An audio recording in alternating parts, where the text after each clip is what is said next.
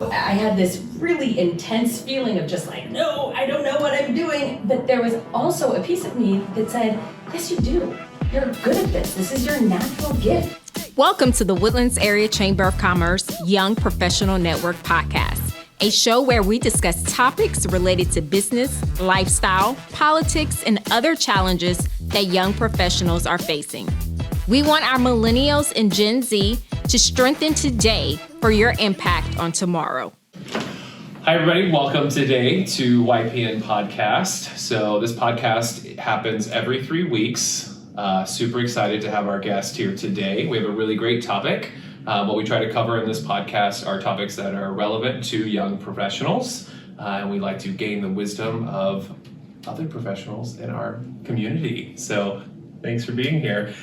Today, our topic is resolve to fight imposter syndrome. Many people don't know what that is, but I personally think a lot of us go through it at some point in our careers or just our personal lives. So I'd like to first introduce our guest. Over here, we have Hannah Wilner of Achieve International. Thank you for being here today. Super excited.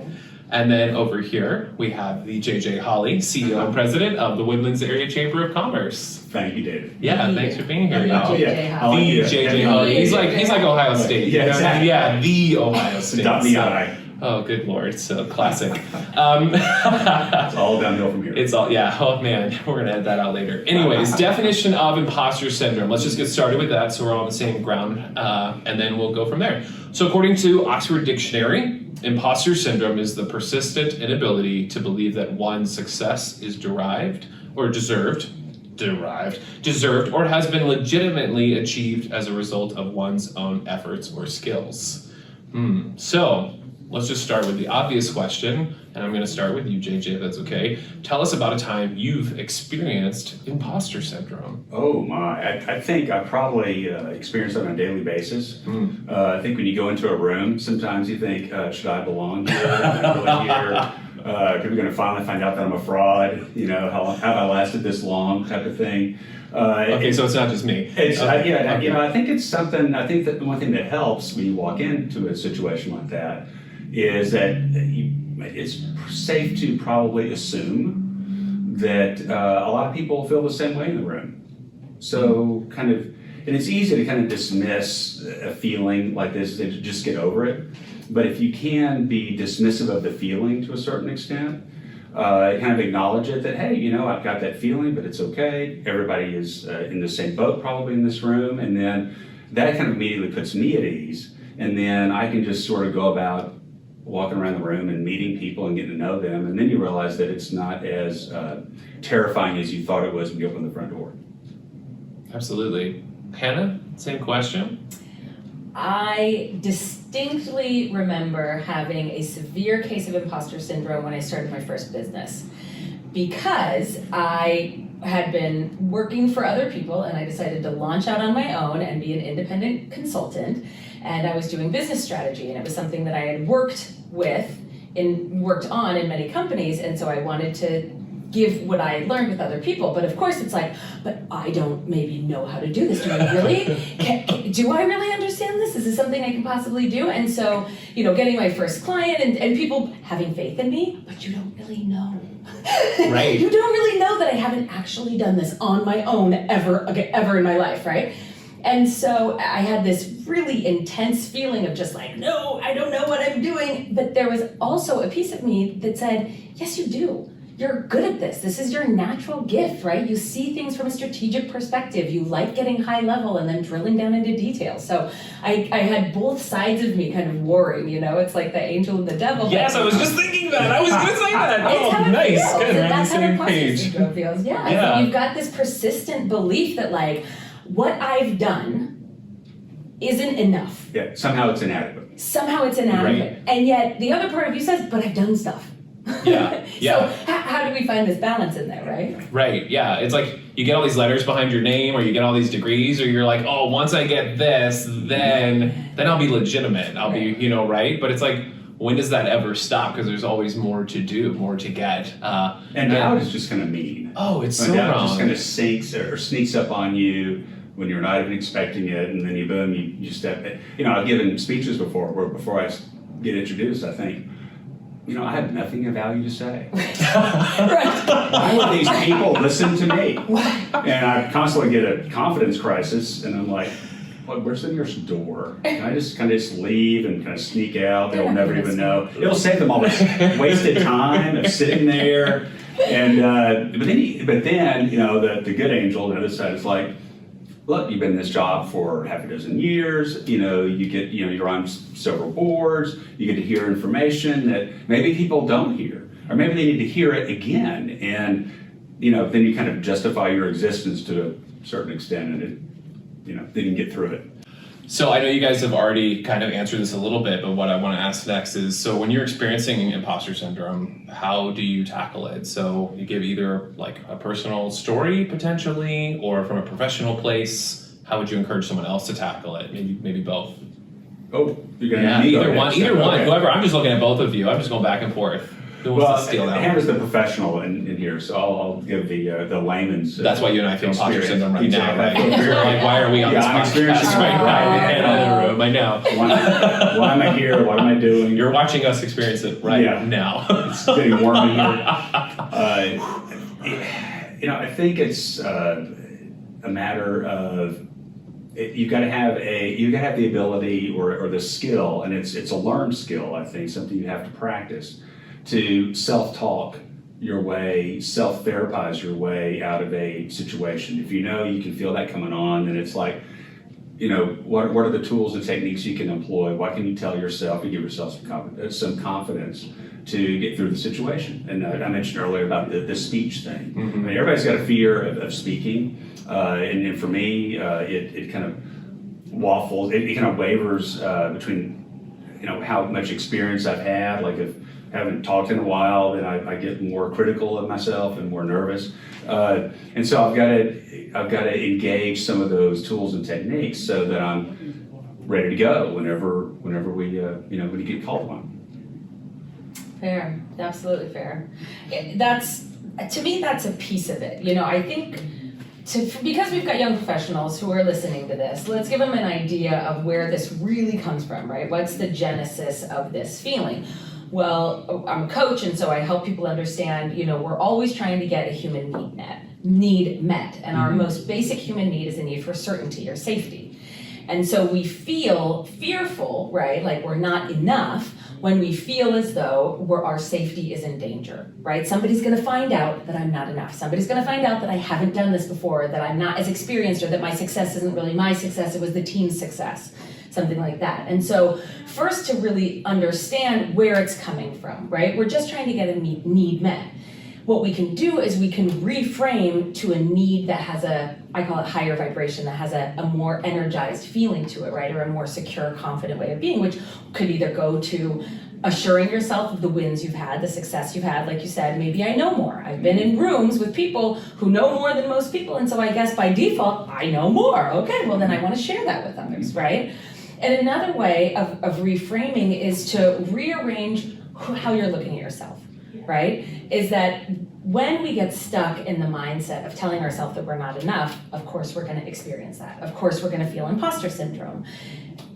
Most of the time, when we feel imposter syndrome, it's the first time we've done something, right? You said, if I haven't spoken in a while, then I get more nervous. Then I have that feeling of like, oh, geez, this is hard. So there's this reality check that we all need to do, young and old, that says, if I've never done this before, it is an unrealistic expectation that I'm going to be perfect, right? And we have this belief of our need to be perfect often that's subconscious, and then we've got to dive into it and say, okay, what am I really trying to get here? Am I really trying to be perfect? Is my first time, is anything perfect in life? Like, no. Am I perfect? No. JJ, I think you're close to perfect. But I don't know that your staff can say you're 100% perfect. Very close. But like, Definitely not. Nobody's we'll perfect. Fold it later. Right? Yeah. We'll fold it later. Yeah. I'll leave the building so they can be There'll be a survey after this podcast. Submit that directly So to what the do you chamber. think of JJ? Does JJ know what he's talking about? Is JJ an imposter? The truth finally comes out. I've been exposed.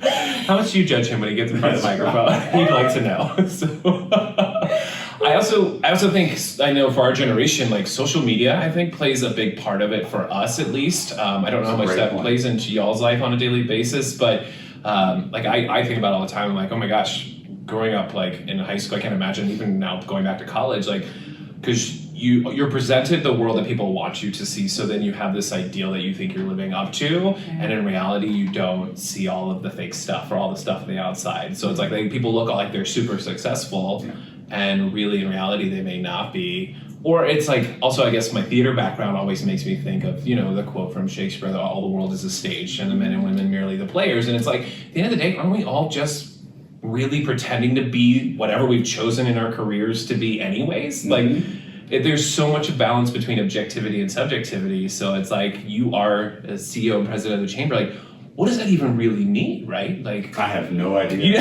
On a daily basis, you're like, I don't know, whatever my staff tells me to do, or whatever the script says today. But I think you're right. I think I've heard it said before, I'm going to say this wrong, but it's, comparison is antithetical to progress. I mean, if you start comparing, and that's what I think the danger. I mean, I love social media. I like to use Facebook all the time. I love to get information from Facebook, right? I mean, sometimes I get news on Facebook before I get it from ABC, right? But I think when you look at people's lives and you say, oh, they're on a vacation, how cool. I'm at work today. Oh, my life is just so dreary. And it just sort of the comparison it robs you of that joy. Absolutely. And you kind of got to get back in yourself and go. A story I always tell is I feel like I work a lot of hours, right? Because I'm getting home at 8 or 9 o'clock at night, and I call my dad one time, and I'm like, yeah, it's 8 o'clock. I'm really tired. I've been at work all day. And he says, oh, what were you doing? Well, I was at a reception, after hours reception, and had a glass of wine and a couple of bites of food, and we're meeting all of our members. And he goes, oh, that sounds really tough. How many bags of cotton did you pick today? Oh, perspective. Because that's how he grew up. 11 kids in the family, right? Yeah. 11 kids. They had more kids, they could pick more cotton. Lived in a 3-room shotgun house, And so when I complain to him about being tired at work or job fulfillment, it is deaf ears. Right. Because job fulfillment is you get to eat at the end of the day. Yeah. Right. But it helps because and that is a little bit of comparison, but it's maybe healthy because we all get in our own little insular world, right? And then we look outside and go, oh, my world is so bad because that person's world looks so good. Yeah. We do this thing with comparison, and even if we're commiserating, right? There's these 5 C's I talk about that keep us really stuck in this negative mindset. But commiserating with like, oh, I'm an imposter, you're an imposter. Yeah, we've got these people fooled, right? But then inside we're thinking, but I'm really the only one. They actually know what they're doing, and I'm the only one who doesn't really know. So they're lying to me. Yeah. Right. They really know what they're doing. I can see through their perfection. Look at them, they're perfect, and I'm not, and they know it. Yeah, we just get in these downward spirals, and that's why, we have this beautiful gift of awareness. When we use it and we can become aware of our thoughts, then we have the ability to reframe them. Then we have the ability to take control of them and say, what's my truth? What would I rather be feeling or experiencing? What would I rather tell myself? Would I rather recognize that, yeah, I'm not perfect, and I have some good experience that I want to share? Right? Or whatever it is that you're impostering with, but it's important for us to use that awareness to be able to control this thing of imposter syndrome, because the first thing we have to do is be aware of it. Oh, here I am feeling this way again. How else would I rather experience this moment, right? Right. I think that's really important, is handling it the right way. Yeah. If you handle it the wrong way, then you can spiral down. Yeah. That's one thing I actually wanted to talk about, right? Is there an appropriate way to experience this imposter syndrome? Because I think that there's inappropriate ways, and then I feel like there's also some appropriate ways. So I don't know if we can please. go there. Oh, okay. Absolutely. Okay. Yeah. So first, JJ, I was hoping to get some appropriate ways. I know, yeah. I'm sure all the young professionals watching this are thinking, oh my God, please, yes, give us some actionable things to do this. Yeah. Well, first let's talk about what would be like an inappropriate way to express your imposter syndrome. Probably screaming and crying and leaving the room. Fair. Finding the nearest exit and just bolting. Yeah. Oh, I've got a meeting. I gotta go. I didn't see this coming. Or never taking opportunities because constantly telling yourself you're not good enough. Yeah. So it's like, instead of, you know, taking the leap, or if someone calls you and be like, hey, we want you to do this, but like coming up with a reason, it's almost the same thing, but it's actually never even getting in the room. And that's probably the saddest thing, Right. is limiting yourself. Oh, Yes. And going, oh, you know what, I don't think I can do that, so I'm not even going to try. yeah. Or I'm going to do this once I get one more qualification, or once I get one more letter behind my name, or watch one more YouTube video. Because Right. that is the biggest thing that stops people when they have imposter syndrome, is believing that something outside of them is going to make them enough or okay enough to take the action, right? So that you nailed it on the head. That is one completely inappropriate way to act when you feel imposter syndrome, right? So then let's talk about one appropriate way, right? What about humility or confidence? You know, how can we show up in our authentic way of being, knowing that we're not perfect, right? That humility of saying, I know I'm not perfect, but also I'm confident in myself that I'm going to be able to handle whatever's in front of me. Building that self-trust with ourselves that says, even though I'm feeling this way, I know that I can do it. I have some amount of confidence where I can even just stand here in my body posture in a confident way and start to say, I know I can do this, I know I can do this, and then take that step, right? So there's inappropriate ways and appropriate ways. And I'm glad to hear you say that, because one thing I've been coached on is don't talk about what you're not going to do. Right. Talk about what you're going to do. And I think about, like, in terms of golf, right? Golf is life. Sorry. Perfect I knew that was gonna get me. Perfect example. But it's like, you know, there's a sand trap in front of the green, thinking, don't hit it in the sand trap. Don't hit it in the sand trap. Instead of thinking, And you hit it in the sand hit it trap. on the green. But Right. don't hit the sand trap. Where does it go? Right in the middle of the sand trap. Right. 2 or 3 times. What do you Yeah. You know, focus on? and it's like concentrating on what, you know, giving yourself that boost of confidence, but then going, this is what I'm going to do. And I'm going to get up and I'm going to do this, or I'm going to be confident, or, you know, instead of like, don't be nervous. Well, you say so, don't be nervous, what are you going to be? What are you focused Nervous. on? And what are you focused on? Right. Exactly. Yeah, I think also removing assumptions, I think, is really important. So, because I think we put so much assumptions into the room when we walk into a room, like, oh, well, like, oh my gosh, you're in this prestigious position, or you coach these wonderful people, and it's like, why am I even in this room with you guys? Because you make more money than I do. You've been doing this longer than me, or you obviously have more knowledge than me, so I should defer to you. But I think we just see over and over again, it's like, that's not always true. So like, living in reality can be very difficult I would sometimes. attach to assumptions the story you're telling yourself.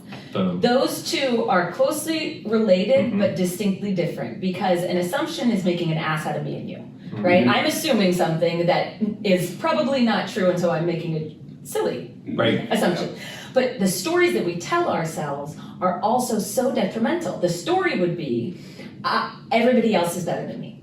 Everybody else knows more than me. I'm the least here. Pay attention to these stories. Like, they don't get us anywhere. They're not benefiting us. They're limiting our true potential. So be aware of the stories you're telling yourself, and also the assumptions you're making about whatever you're walking into. So, yeah, Yeah, because you're self, you know, it's a self-fulfilling prophecy. absolutely. Yeah, and that's I think that's what's so inspiring about people who do go out and like you guys have done, and start your own business. I think that's just an amazing thing, that it's a huge leap to do that. And if you're talking about young professionals, that maybe it's not starting your own business, maybe it's going for that promotion, Right. or even applying for that new job, or changing careers. You know, they say you're going to change careers 7 times in your professional lifetime. That can be a scary thing, because a new career means a whole new set of knowledge that you don't really have experience in. First time. Yeah. So then you feel like an imposter because I'm not there yet. And you got to Right. take a leap. And you know, I've been told before that you should do something that scares you every once in a while. You know, that you've got to do something that is going to be outside of your quote unquote comfort zone, but that's really foundationally different, and something that you just wouldn't do, that you would normally be like, no, not going to do that. And that's probably an indicator of, well, they need to do it. Well, and why? So this is that's a great example. And why is it important for us to do things that are uncomfortable, that are outside of our comfort zone? So we can How's she grow. going to grow? So we Yeah. can grow. And Yeah. we And grow then you when get we so build stagnant. self-trust.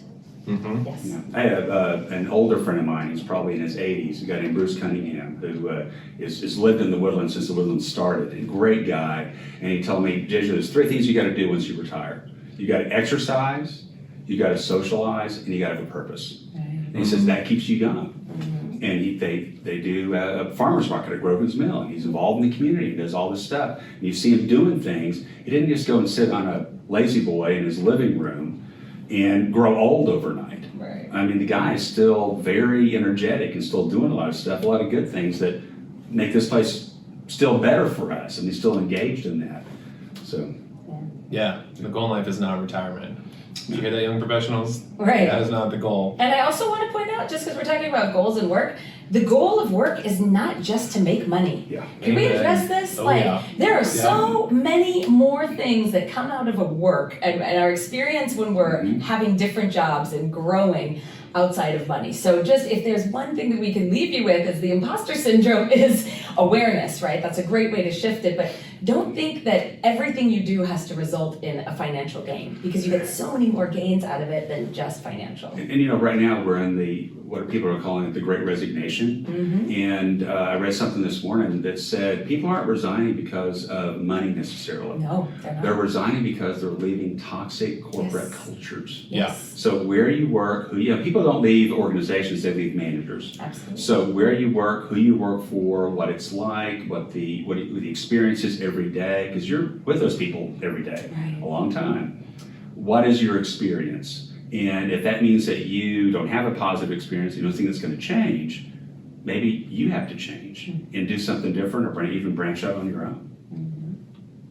Do something scary. Love it.